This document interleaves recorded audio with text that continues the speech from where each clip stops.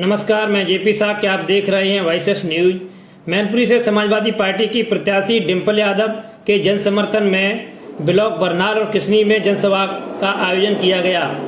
जनसभा में उमड़े जन सैलाब को देख समाजवादी पार्टी के राष्ट्रीय अध्यक्ष एवं प्रत्याशी डिंपल यादव गदगद दिखाई दिए।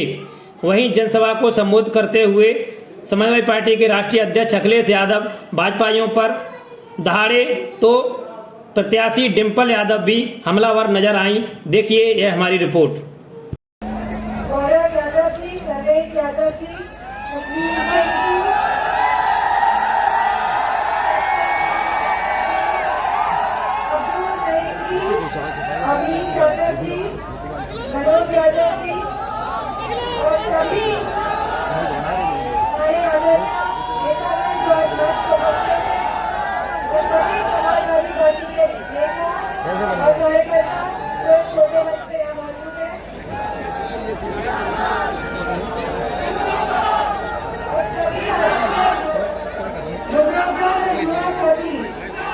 हमारी सरकार में आज आए हैं।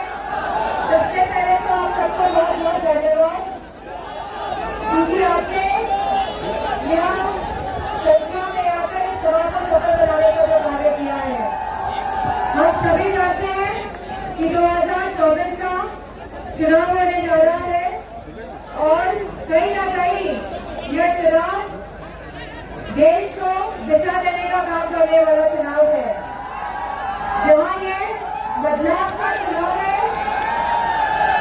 जहाँ ये परिवर्तन का चुनाव है, वहीं ये चुनाव इस बात का है कि आने वाले समय में महंगाई कम होगी या नहीं होगी, कि हमारे युवाओं को रोजगार मिलेगा या नहीं मिलेगा।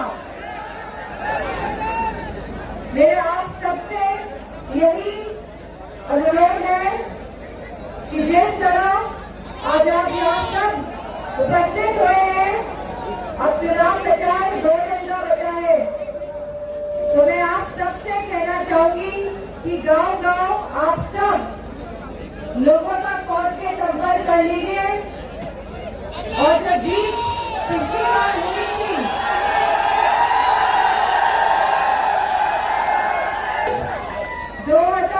में आप सबके योगदान से हुई थी, कहीं ना कहीं उस जीत से भी आगे जाने का संकल्प लेके आप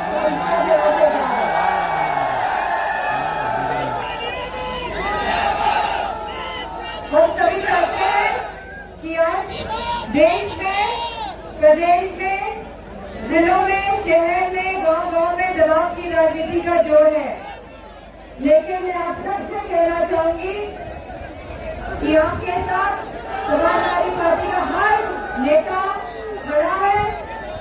जिस तरह आप पार्टी के साथ खड़े हैं, उस तरह सभी नेता जो आज इधर मंच पे उपस्थित है और इधर छोटे मंच पे उपस्थित है, आप सबके साथ खड़े हैं और किसी को कुछ भी डरने की जरूरत नहीं है।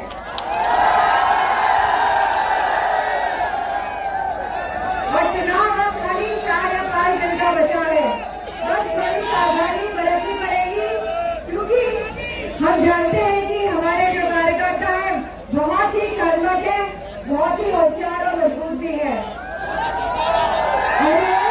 भाजपा चाहती है हमारे वोट पिछली बार से अधिक ना हो, लेकिन मुझे पूरा विश्वास है कि समाजवादी पार्टी और आप लोगों के योगदान से हम पिछली बार की मार्जिन को भी बढ़ा के लेके आएंगे। आएंगे कि नहीं आएंगे?